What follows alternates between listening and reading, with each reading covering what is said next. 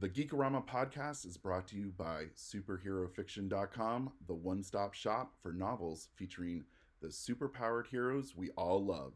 Your hosts are...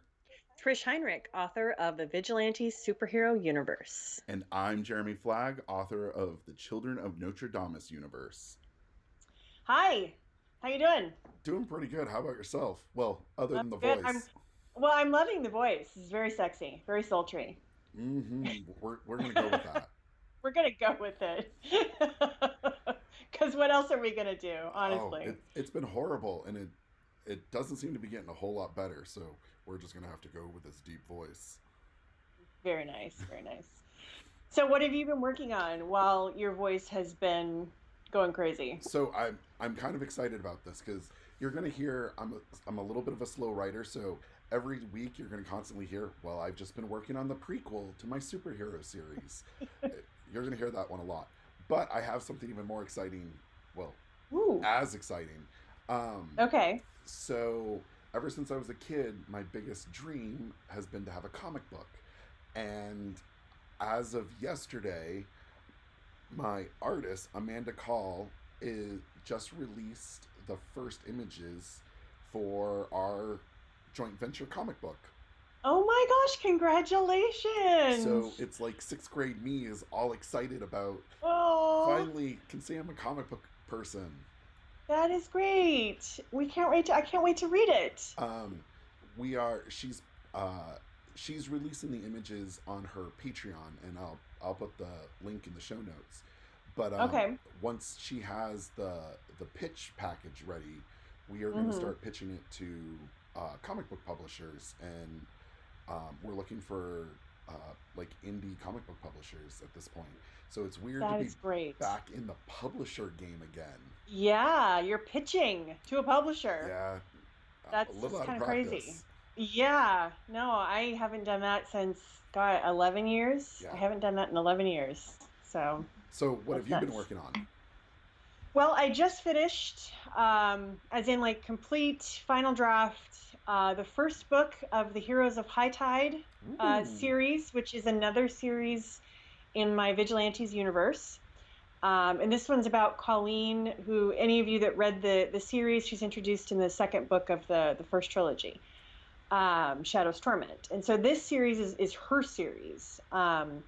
So I finished the first book. It is uploaded on Amazon like 6 weeks before the pre-order date, which I've never done that much in advance. Before. I know. And now I'm in the middle of finishing the outline for the sequel. I mean, I know exactly what's going to happen, but this is like fine-tuning the first draft and kind of re-outlining because it was a hot mess. Like, oh my God, I don't even know what I was thinking. So you're 6 weeks early on the first book. How long do you have for the second book? The second book is going to come out in July. Oh, okay. So you got a good amount of time. I have time. Yeah, I have time. But I like to have a buffer, like just in case anything goes wrong. So it's just going to be you every day sipping margaritas thinking about work. I hope so. No, it really won't be. And then I also am proofing the audiobook of Serpent's Return, which is the first book of the first trilogy. So lots going on, actually. Lots of new stuff. And people don't seem to realize that even though you've released the book, you're like, yay, my property is out there. You still have the paperback, you still have hardback, you still have audiobook, you still have whatever tie-ins you have. Like, yep, exactly. It never ends. It doesn't. Oh, and the box set, too. There's a box set coming out. So it's like, yeah, one book can be like 5 different things, and it all takes time, especially if you're indie. It's like just you doing it. And you're releasing your box set before me, so make note of all the things you do wrong so you can tell me. I will be happy to. Thank you. Okay, so we have some kind of exciting things to geek out about this week. Yes, we do. But before we do that, let's do a little history and pop culture. All right. So this month in pop culture history, for this week's episode, we are going to highlight the following. The first issue of Batman Year One by Frank Miller and David, and I'm going to butcher this name, Mazzucchelli, hit the shelves in 1987 in February. Yeah. In 1997, in February, The Simpsons made history by surpassing The Flintstones as the longest running animated show on television. And they're still, this is like 22 years later, they're still going. Please just stop. That's kind of what I think too. I mean, people don't hate us, but I think that they just need to call it. You know what I mean? Like just stop. Yeah. I'm kind of the same opinion. And then the last one, I couldn't pass this one up. The Merc with the Mouth, Deadpool, happy birthday. So, Deadpool originally was introduced in X-Force, X-Force 2 or 3, I can't remember. Okay. He was just a rip-off character of Batman. He looks like Slade. Yeah, he's 100% a rip-off of Slade. And I just find it funny that when was the last time you watched a Slade standalone movie? Right? I don't know. Yeah, there are more tattoos of Deadpool on people riding a unicorn that just... And shipping him and Spider-Man. And which whoever thought he was going to be the breakaway hero of the X universe? I know. I think he was really just a throwaway joke, but he became the guy, honestly. At this point, it might as well be Wolverine, Deadpool, Jean Grey, and the others. And the other ones. Yeah. Yeah. Yeah. Are you ready to geek out? I am so ready to geek out. You have no idea. I'm very excited about our geek outs this week. I'm very excited. Do you want to go first? I'll go first. Okay.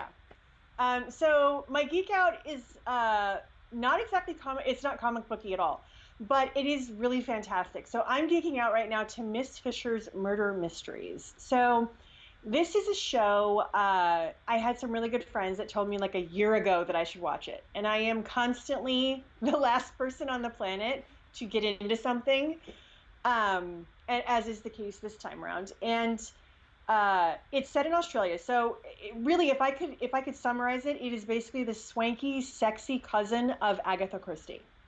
So Miss Fisher, it's 1920s in Australia, so post-World War II.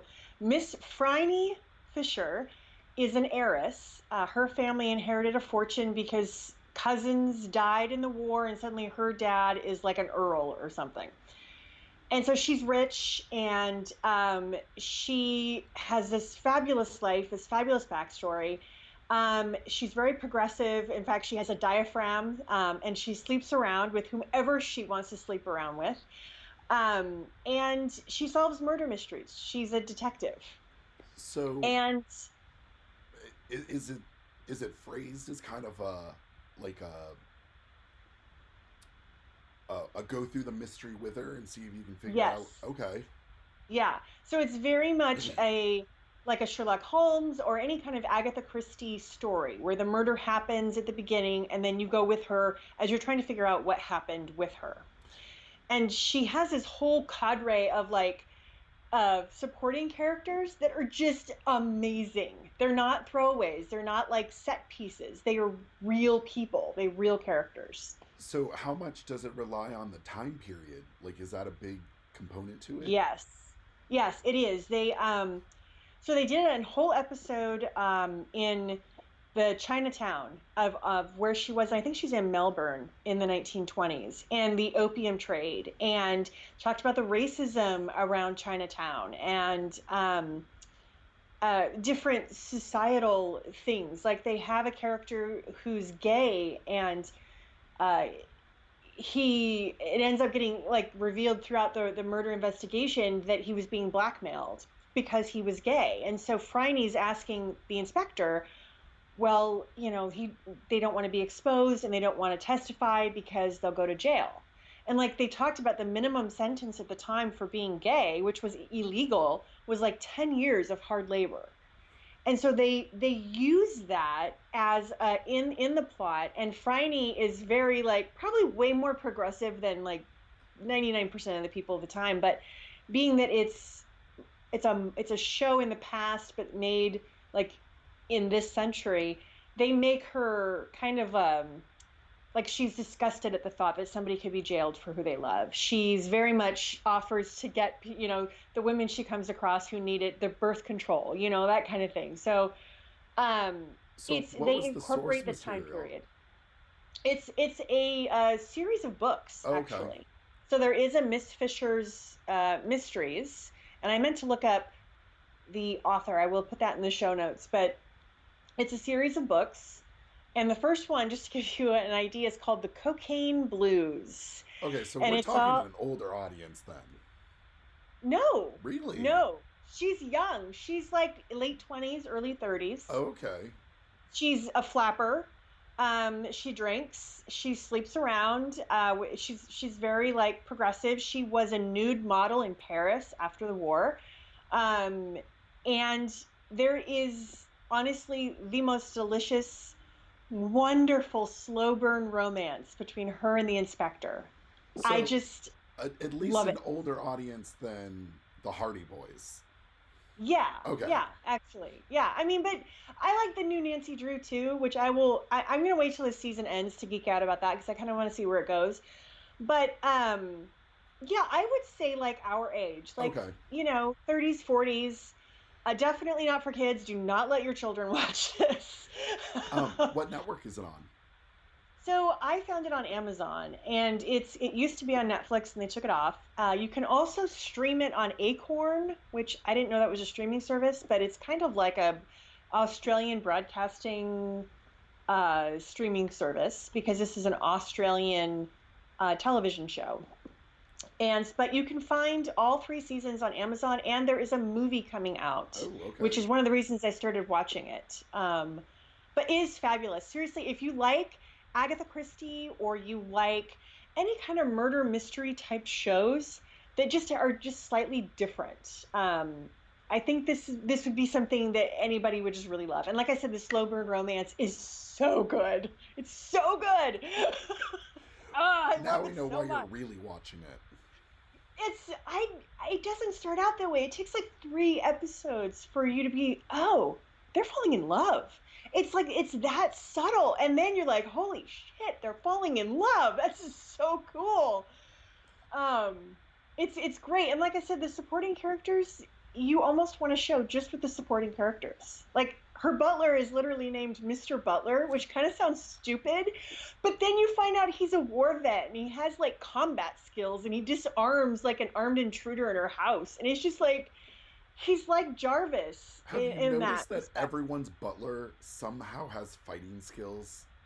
Yeah, I think it's a prerequisite that nobody talks about, Yeah, but it's like an unspoken rule. Like you have to have some fighting skills. you know how to set a table, and you know martial arts. Exactly, exactly. So anyway, Miss Fisher's Murder Mysteries. You can find it on Amazon for purchase, or Acorn if you have that streaming service. It streams there for free. What about you? What are you geeking out about? I think I know. So, No, we have to do a spoiler warning. Do a spoiler okay, warning so if you're gonna do. I'm going to talk about Picard, of course. Um, I have to. It's sci-fi. It's Patrick Stewart, and really, what more can you ask for? Oh yeah.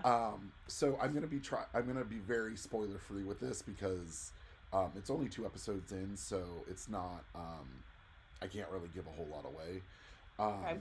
The first episode uh, was phenomenal. I've seen people both like it and hate it for whatever reason. Um, Interesting. so the first episode, this takes place decades after the Next Generation. Um, Time has continued on as if modern day is just that much further forward.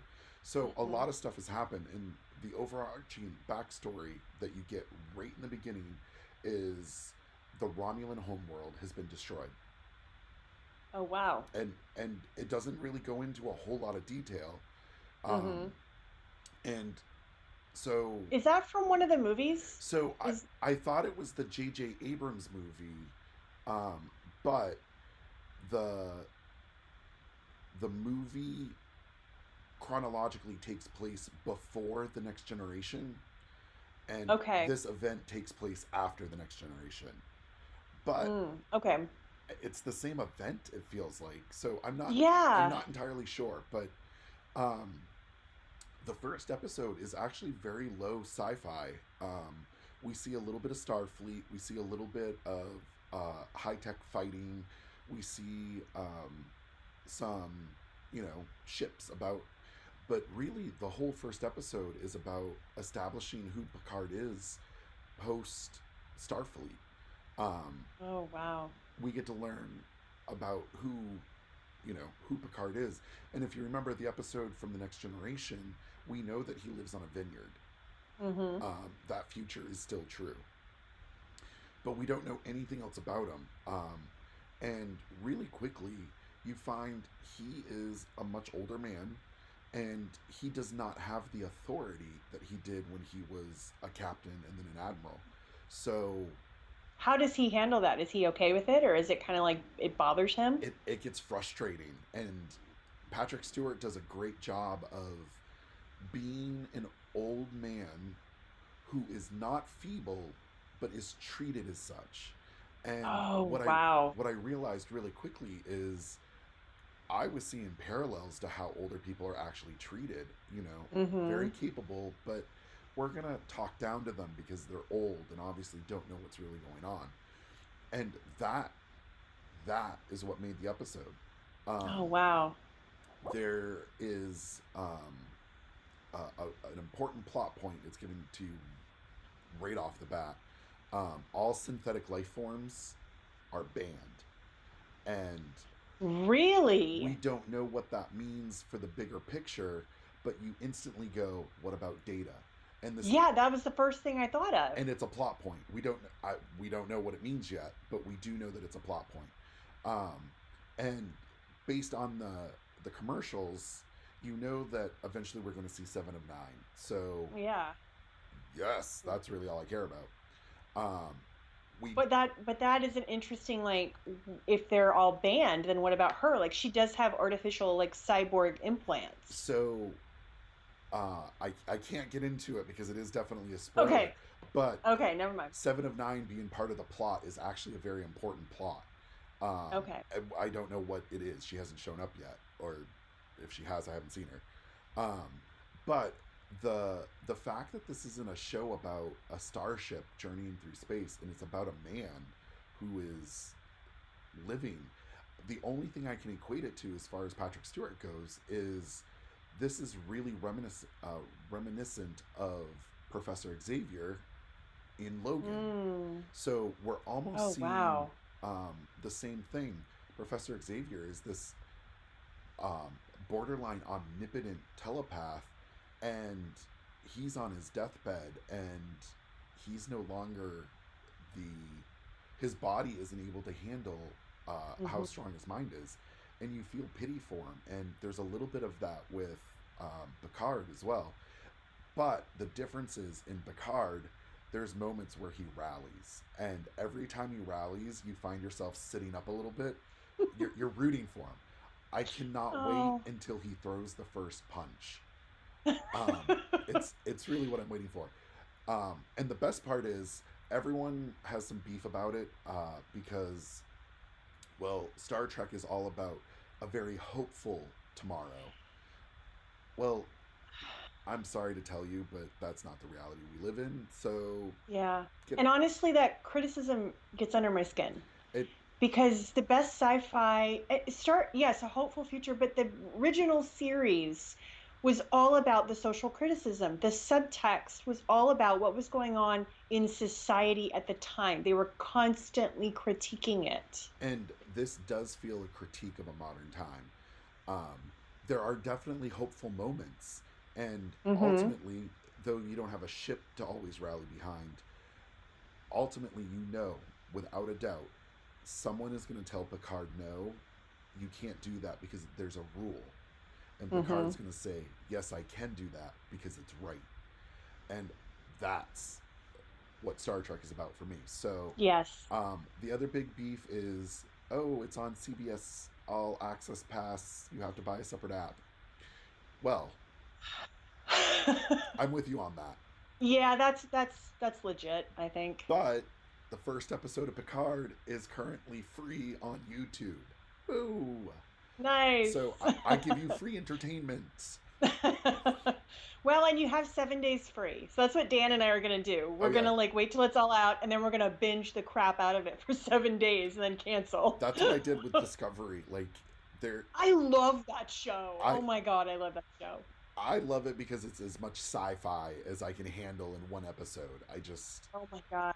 I just want more science and technology and lasers. Well, and the one thing I wanted to circle back to, the one thing you said, where it's like it's not starships going through space, it's about a man. And I personally, my favorite kind of science fiction stories are very character driven. I love space opera, but space opera is really about the people. Yep. It's about these people in these extraordinary circumstances, but also some of my favorite science fiction short stories is like one or two people in this weird situation, and it's about them and how they work through it and how it changes them. And I love smaller, like, personal science fiction stories. And even like that's why I like Battlestar Galactica, the 2006 version. It was a massive storyline, and we only saw it through maybe 10 characters' eyes. Mm-hmm. And sign me up. Let's watch some more of it. Yeah, exactly. Okay, so also because we just talked about murder mystery, we just talked about science fiction captains. Yes. We have to do an honorable mention because we have to have some comic books. Yes, we do have to do an honorable mention. Absolutely. Did you watch the Super Bowl? I didn't watch Super Bowl, but I watch all of the commercials I want to on YouTube, so that's kind of how I do it. Yeah, so somebody played a game where a football was thrown and somebody else won. I don't even know what the score was. Yeah. But Disney finally showed us the trailer for Loki, Falcon and Winter Soldier, but the one that, let's just be honest, we all really care about is WandaVision. Woohoo! Well, I will be honest, I have not been very excited about this. Mainly because I'm a little bitter. I will admit, I am a little bitter about the end of all of it and what ended up going down in that movie. But I love Wanda. I love what Elizabeth Olsen has done with that character. I've always loved the Scarlet Witch. So I think what she did in the films was great. And I was really curious, like, what in the world is this going to be? So when I saw the teaser, I was like, this is really bizarre, but it kind of should be, I felt like. So there's a 30-second trailer, and about, I would say 10 seconds of it is Falcon and Winter Soldier, which looks like a great kind of superhero sci-fi type. Yeah. Espionage. Almost like a buddy cop. I kind of see it as kind of a buddy cop. They can't stand each other, but they're kind of put together and they have to solve, stuff. And it kind of felt that way. But yeah, WandaVision was the best part because the whole concept is we don't actually know right now. She's stuck in a sitcom, or she's created a sitcom. Yeah. And every week it looks like it's going to be a different style of television sitcom. So the AV Club had an article where they picked apart just the WandaVision bits. And so what you have, they broke it down. We have I Love Lucy represented. We have Bewitched, The Brady Bunch, and Full House. I don't think I'm missing any. I think it's those 4. And the best part of all of it, for the first time in superheroes on TV, or at least for the Avengers, I guess. Yeah. We get to see Scarlet Witch in her comic book outfit. Which is... That was a bonkers, man. And you have no idea what it was crazy. So it was crazy. I'm looking forward to it. And then, of course, there was exactly 4 seconds of Loki, who stole the whole thing. So yeah, well, Tom Hiddleston, which I didn't get the whole, oh my God, he's so hot at first, until the 3rd Thor movie, Thor Ragnarok, and then I was like, oh, I get it now. I get it. And now she's bought in. I am. I'm all in with Loki now. Thor finally goes short hair, and then you fall for the brother. I don't, I'm not a blondes kind of girl, so I was never a big Thor guy. Um, I like nerds, so really Tony Stark kind of my jam. And Anyway, apparently now Loki. and apparently Loki. Troublemakers and nerds. What can I say? Okay, so Alrighty. those are our geek outs for the week. So Yes. what we're going to do now is we're going to do a little bit of a deep dive into a specific topic. Do you want to give the topic? Yeah, so we were talking, and there really only is one topic that we can do a deep dive, and that is Crisis on Infinite Earths and the end of Arrow. And I put them both together because I really wasn't sure how to do just one without doing the other. Um, the end of Arrow really is the end of an era. And I was really surprised at how emotional I got with Arrow ending because I haven't been the biggest fan of the last 2 or 3 seasons. Uh, but it was like, man, he started it all. This whole thing is because somebody was like, let's do a Green Arrow TV show. And It's crazy. and there's no way that we're going to get through this without a spoiler. So this is just a warning up front. Yeah, There will exactly. be spoilers. Um, I just remember when Arrow first came out, people just thought of all the superheroes you could possibly pick, you picked the Arrow. Yeah, you picked the Robin Hood Batman ripoff, honestly. And he really was. I mean, don't get me wrong, I like the comic. I actually like the Yeah, comic more than Batman. I know everyone kill me. But um, he really is a Batman knockoff in the he Arrow. is. So Yeah. um, he's rich, he has martial arts skills, and Hmm. he's basically just a human with one really good talent. Yeah. And it, if you go back and you watch the first season, there's a lot of problems with the first season, but there's also a lot to love. And I'm really surprised at how much I love that first season. And I love Stephen Amell in that first season. It's because there were And more abs in the first season.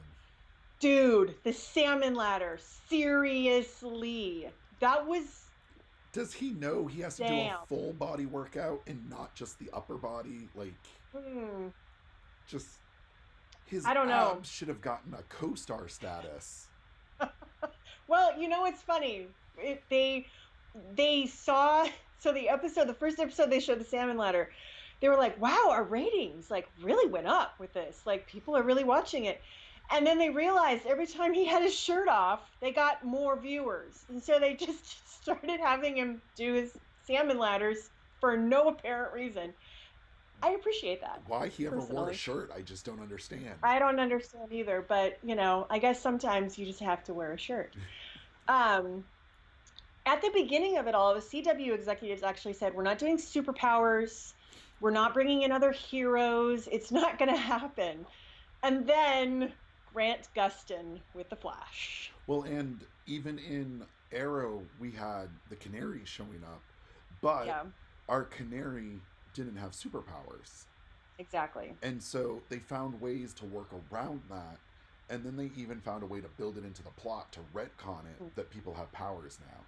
But Yeah, Flash really did shatter a barrier with the yeah. metahumans. It was really it set so many different things in motion. I don't think they realized when they did that just what they were starting. And it's funny because I look at what the CW has done, and not every season or every episode is fantastic by any stretch. And there's only one crossover that I can actually look at and say, my God, that was freaking amazing. And it wasn't this one. Um, but I look at all of that and I think it's still better than the DCU. And why isn't Warner Brothers taking a look at this and saying, okay, what are they doing so right that we're doing so wrong? It's very frustrating for me. Well, and I think one of the things that you get the advantage of having long drawn out seasons with 20 plus episodes is you have the time to have a slow burn with the relationships. And let's be honest, the CW is notorious for being teen angst. It But is. I don't want to see them fall in love after meeting 15 minutes in last scene. Like, Yeah. that just gets a little unrealistic. So we have the ability to have that push and pull. And Mm-hmm. a couple things from that is, one, they understand that we want a little bit of tension, and two, Mm-hmm. it showed that the CW was paying attention to who their fans were, which were Yeah. generally younger people who wanted drama. and Mm-hmm. and let's be honest, um, the Arrow was the hardcore drama. Mm-hmm. Flash was the geeky, kind of comical. Um, It was light and yeah, funny, and it was the lighter, especially at the beginning. It was much more the lighter, fun show. and then Legends at the beginning I love Legend so much. was literally your throwaway show that no one cared about at the Yeah. beginning, and Well, the first season was really weird. It was like they were trying to be Arrow and Flash yeah, and something else, and it wasn't working at all. and then from there you get Supergirl, Mm-hmm. who is a much more hopeful storyline, and then Yes. um, Black Lightning. Black Lightning, which is much more a It's unapologetically it's black yeah, power show, and it's so good. and It is just I've watched that show and I'm like, holy crap, this is a good show. I Black Lightning is my guilty pleasure. It's just good all the way around. It's a family Yeah. dynamic, and yet it brings race to a forefront in a way that Mhm. doesn't feel political and yet very much is. So Yeah, it's not preachy, and it's what I love about it is that I feel, and I don't know the writers' room really, but I imagine it would have to be primarily people of color in order to get the nuance and what they were able to do, what they have been able to do with that show. I would be shocked if it wasn't primarily people of color in that writers' room, and it shows. It's very well written. and at the moment, Batwoman, I currently feel, doesn't quite know what it is. But none of those shows really knew what they were in the first season, and Exactly. they grew into it by the end of the season. So I think Yeah. every in all of them, I mean, literally every show had growing pains. Um, Hmm. even thinking back, Constantine, the first season of that, there were moments I I loved, really and I wish. pained my way through some of those episodes. Yeah. I We will get to the crossover, I promise. But I do want to say I kind of wish they'd bring back Constantine I because, okay, I usually really don't have a thing for blondes, but for whatever reason, and it could just be the bad boy British trench coat kind of thing, but I'm like, dear God, he is sexy. And I would love a Constantine television show. so I would. we're gonna do an episode recap here. Tony Stark, Loki, Arrow's abs, and now the bad boy with the trench coat. I Four. can't help it. Four Yeah. so far. Stay tuned to the next podcast of who is Trish crushing on next. Hey, I am not ashamed, okay? Okay, so let's talk about the actual crossover, which was Yeah. the largest crossover to date. It featured Arrow, Flash, Black Lightning, Supergirl, and Batwoman. Batwoman and Legends. Legends were there, Two of them. There were two Legends present. but the show itself didn't get an episode. Yeah. So they were still present in the plot line for the most part. Hmm. And you also had Superman. You had like how many Supermen? 3? You had 2. Superman, Smallville, the original Flash, Lucifer. That one blew my mind. Lucifer. That cameo blew my mind. Yeah, that blew my mind. The only character that I didn't care for with the crossover was Black Lightning, and just because I thought he had the potential for a much bigger role, and it was just Yeah. he showed up at the right moment for his personality and his powers. Yeah. But he's so much more than just that. So Agreed. And I was so frustrated with the fact that I'm like, you have this amazing character and fans love this character. They had been wanting him in a crossover now for over a year, since last year's crossover. And you bring him in for a total of probably 20 minutes. I the entire crossover. I think we agree that this this crossover felt like every 15 minutes a new writer got to write the next part of the plot but wasn't Yeah. allowed to read the previous 15 minutes. It was past the pen, It is what it was. it was so, oh my god, we just wrote ourselves into a corner. Well, we're gonna have this dude magically appear, and he did magically appear, and just spout off useless information that would have been so much more helpful an hour ago. And then, or I know, we're gonna have him go on side quests. Like, this is gonna end the universe. Let's go on a side quest to resurrect Oliver Queen. I'm like, 3 of those episodes were side quests. Yes. And yes. And side quests where every character involved, other than Oliver's daughter, knew what they were doing was wrong. Yeah, pretty much. It was... So, on one hand, I can totally appreciate the fan service. We got everything. We got pretty much almost every character that has ever done anything with superheroes that are iconic was in that crossover. You have Burt Ward from the original 1960s Batman series with the dog, I might add, with the dog. You've got the most iconic voice actor that has ever done Batman, ever. Which was, I wept metaphorical tears, actually, with what they did with that character, though, because I was so disappointed. Every time you saw a new character, you were like, ooh, what's gonna happen? Oh. Yes, it was such a letdown. It really was. There wasn't, you know what it was? That was 5 hours of watching Justice League, the movie. It wasn't, well, but I would say the last 2 episodes were way better. Oh, yeah. The first 3 episodes were, we have no reason for this plot to exist, so let's just lie.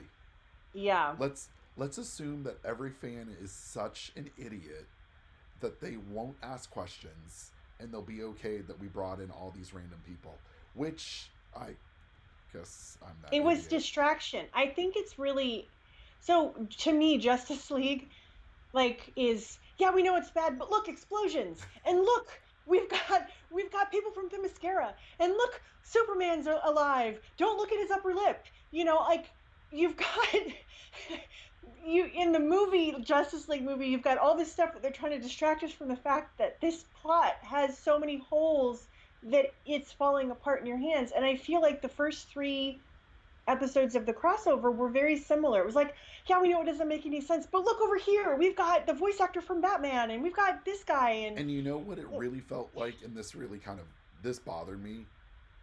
It was all to have a Lois and Superman pilot. You think? Oh, they said it outright. It's the backdoor pilot. So they weren't even in it that much. No, and literally, could we not find 2 more boring people to be Lois and Superman? Like, she is literally everything I dislike about Lois, not one strong characteristic about her. And then he is just so much perfection that I don't see any. The thing is, we've seen it. Yeah. How many times now? It's kind of like another Batman movie. Great. Yeah. Thanks. Like, we need another Batman movie. Do we really need another Superman show? And this is what makes me a little bit disappointed is the CW found a win with Arrow, with the Green Arrow. Arguably, possibly one of the most useless people. And it was a win. Flash. Yeah. Pretty much the laughing stock of the Justice League. And I get it. He's a lot of people's favorites, and I agree. Okay, come on now. Aquaman. But Aquaman is kind of the laughing stock. Too much special effects for an Aquaman, or they probably would have done it. That's true. I was mad that Aquaman from Smallville did not show up in this crossover. Oh, God. Nor did the actual Oliver Queen. Holy forking shirt balls, though. He is ripped. Oh, yeah. He was in Bad Moms Christmas, and I almost peed my pants. I was like, you were Oliver Queen in Smallville, and now you're stripping. I don't know what to think about this. And for those counting, that makes number 5. No. I'm not saying that, but it's just, So it would have been really interesting to have him in there, and you've got 2 Oliver Queens, essentially. So here's the good thing, though. The second to last episode is the final episode of Oliver Queen. Yeah.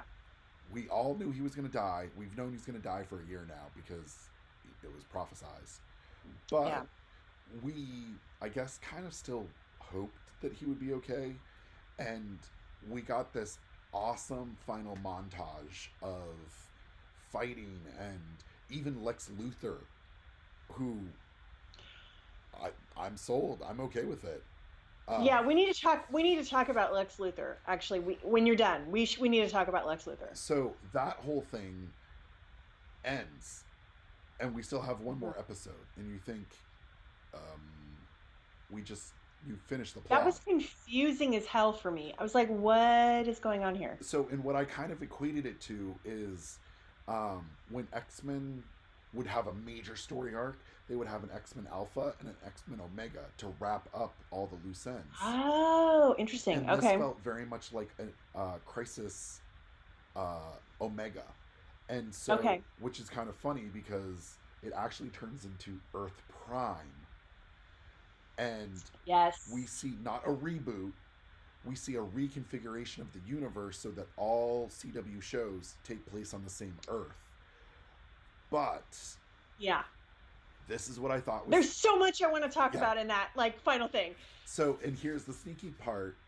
We got to see the Flash from the DCU, who shows up and goes... he's there, and all of a sudden you're like, of all the people that we expected, you were the last on the list. Yes, exactly. And he goes, oh my God, another Flash. And he goes, oh, so that's what we're calling ourselves now. And I didn't realize he doesn't know his name's the Flash in the Justice League movie. He never says that. That is really weird. So there's a cool story about that. Okay, I got like 3 things after you're done. So what my suspicion is now that we're getting a DCU reboot, because it's going to have to happen. Yeah. Is that the kickoff point where some executive finally said, this universe and this universe have to be able to play nicely together, much like Avengers and Agents of S.H.I.E.L.D. So I don't even wrap my head around how that would happen. So even though they say there's no other universes left, well, I think there's at least one. Yeah, like a pocket universe or something. So I think that's what we're going to see, because he's the only possible. character left in the Justice League. Right now, there's been no confirmation for another Aquaman, and Wonder Woman is all prequel movies right now. She hasn't even gotten to the Justice League plot. So you can keep Gal Gadot and still reboot her, basically. Well, the rumor was basically reboot everything but Wonder Woman. Yeah. So like they're not touching the one movie that actually worked, which is smart. So Ezra Miller, I love behind the scenes stories. So I go hunting for them when I think something is really cool in a show. So Ezra Miller, the CW was talking to Ezra Miller's people, like really secretly, and said, would he be willing to do this? And they were like, I don't know. He's got a really busy schedule. And they were like, well, ask him. So what ended up happening is they're wrapping up. Like they literally are like the last week of pickups. And they call and they say, he has a 2-hour window on this day. And they're like, great. So they call up Grant Gustin, who had wrapped at this point. He was done. They called him up. They said, we need you for an emergency reshoot. We can't tell you anything about it. We just need you at this location, this date. Don't be late. So he shows up, and there's Grant Gustin, or there's Ezra Miller, and they both are like, neither one of them had been told what the hell really was going on. It was just, we need you for this special, superhero thing. Okay. And they show up at the location. They're both like, oh my God. Like they had no clue. So then they're handed the script. They shoot it. They're sworn to secrecy. When the thing when the thing premieres, Melissa Benoist contacts Grant Gustin and she's like, "You jerk! When did this happen?" And he's like, "They told me I couldn't tell anybody." Oh, So I just think that's hilarious. Like, they weren't even really sure if they were going to get it. It was literally a last minute addition, so which I think is kind of funny. yeah, so we're kind of left wondering: is there ever going to be a connection, or was this just more fan service? Which Yeah. I guess I don't really care, to be honest. Yeah. I don't need, well, I considering over half of the crossover was fan service. I mean, really. Um, we are running out of time, but I want to talk about a couple things really quick. One, I want to talk about that incredible look at the other Earths that we had, because they brought in their streaming shows, Doom Patrol, Teen Titans. They gave us a glimpse of what could be the Green Lantern show on HBO, which Greg Berlanti is show running. Everyone was kind of excited that that might be a peek in. Yeah. Um, they show, well, there was another one that I forget. Well, what other one did they show us? Oh, we saw Brandon Routh as Superman, Yep. flying in very iconic Christopher Reeve above the earth pose. We saw I forget, there's one more that we saw, and I don't remember who it was, but it was just this really neat. There's Earth Prime, but there's all these others, and everything is great. Um, They kind of I found a really nifty loved it. way to take every property and plop it in somehow. Yeah, exactly. Which for DC, like, it makes perfect sense with the It actual does. universe. I was impressed that DC allowed them to use the Yeah. streaming shows. I didn't think that was going to happen. I was Um, hoping for Gotham to pop in there. yeah, that would have been really interesting, all things considered. But I wonder how they could have done that. Fox. Yeah, Mm, that's probably not going to happen. no. Um, I do also want to talk about Lex Luthor, because when the Monitor brought him in at the beginning, I was like, this is the dumbest thing. You're just bringing him in for tension. I see absolutely no point in this. And then I personally, I think that Supergirl really did need a soft reboot. And let's be honest, The Flash and Supergirl, that's what this was. Yep. This was a soft reboot of their shows. Both shows needed it, in my opinion, because I really was not becoming very uninterested. So bringing Lex Luthor in and having Lex Luthor change completely his image. He is like the best person literally on the entire planet. I love that. Well, and that kind of plays into in Justice League, where in Superman, where eventually Lex Luthor becomes the president. Mm-hmm. We've had that before. He has fooled the Yeah. whole world. So I think that this is a very familiar story. Yes. With a slight twist being Supergirl. Yes, which I love. And it's another reason why I don't want them to do a Superman TV show. No. Because we wouldn't get this delicious, like, wonderful Supergirl, Lex Luthor, at each other kind of a thing. And we've already seen it in Superman. We've already done that. Go make another Batman movie.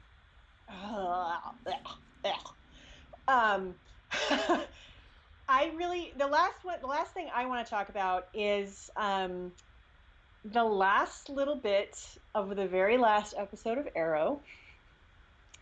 John Diggle. Did you see the last episode of Arrow? Oh yeah. I saw the clip. I know what. Okay. Yeah, John Diggle finding something from outer space, and it's glowing green. So and people have been waiting for this for so long. And I'm sorry, CW executives, this is not a payoff. This is a very mean tease. You gave us a taste, and then you took it away. But the big question is this. He is moving to Metropolis, he says. The new Superman television show is taking place in Metropolis. So the big question is, are we going to see John Diggle suit up as the Green Lantern in Metropolis? Well, and what I really liked is we've seen in past episodes where John Diggle has wanted to be the Green Arrow, and he's made comments about how he wanted to wear the hood. And yeah. Oliver would turn around and make a joke of, I think he would look good in green. Mm-hmm. And So, then the original Flash says, John, you're not wearing your ring in last year's crossover, which fans went totally apeshit over. And so did I. I mean, I was screaming my head off about that. so I so far we've heard nothing for upcoming projects at this point. No. And even the Superman Lois Lane thing has even been kind of hush hushed. I'm wondering if they Yeah. saw the ratings went down and they thought bad idea. Yeah, I don't know. I honestly, I forget I feel bad. I can never remember very many actors' names, but the one that plays John Diggle, he's super cagey. The interviews that I have read, people are asking him outright, so are you going to be in the HBO Green Lantern series? Are you going to be the Green Lantern in the CW universe? And he's not answering. He's doing the total political answer, the non-answer answer. So there's a part of me that's like, oh, someone's been sworn to secrecy. Like something is going on, is what I'm hoping. It might be total fangirl hope because I want to see him in the freaking suit. I want to see him with the ring. He is the man without fear. I want to see it. So, Only time's yeah, gonna tell. I know, but I liked the Arrow send off. I thought it was great. I loved the backdoor pilot of Arrow and the Canaries. I Yep. really want that so bad. Here's My oldest hoping. daughter was jumping up and down and saying she wants to be the Green Arrow for Halloween because of Mia Queen. So And I if liked anybody from Mia. this, I mean, I as a did character, too. I liked her plot. I liked that future concept. Um, Yeah.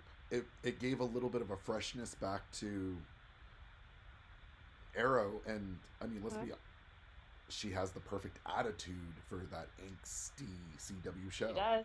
She does. She's exactly the right age, and I love that two older women would be mentoring her. which Um, kind of reminds me of the old Birds of Prey show, yes, which absolutely it does. was I still a fan of that show. So Yeah, it had its issues. I think it was honestly, I think it was just too early. yeah, If they had tried it a few years later, I think they could have made a go of it, but it just wasn't the right time. I just want my Barbara Gordon. Oh, I know, Oracle. Oh, give me Oracle now. Okay, so let's send off. I have a great question for this week. Um, Okay. so every week we want to ask some sort of question. So answer in the comments, shoot us an email, do whatever you do. But what we want to know is if there was what I want to know, if there was any superhero that you could have a TV show done well, Mm, who would it be? that's a good question. I I already like know. that. I think about this all the time. Well, now I'm very curious to see what everybody says. And the other thing I want to let you know is, listeners and people watching on YouTube, we have a Facebook group that you can join. It's Superhero Fiction Readers. It's on Facebook, and we're going to be discussing some of the stuff in there too. And it's a great place to get to know superhero authors and all that wonderful stuff. So if you want to head on over there and join, you could just say that we sent you. To stay up to date with the Geekorama podcast, you can watch our videos on YouTube or subscribe to us on Apple Podcasts. And if you enjoyed the show, leave us a review or hit the thumbs up button. New episodes are released on Thursdays for podcast listeners and Friday for YouTube fans.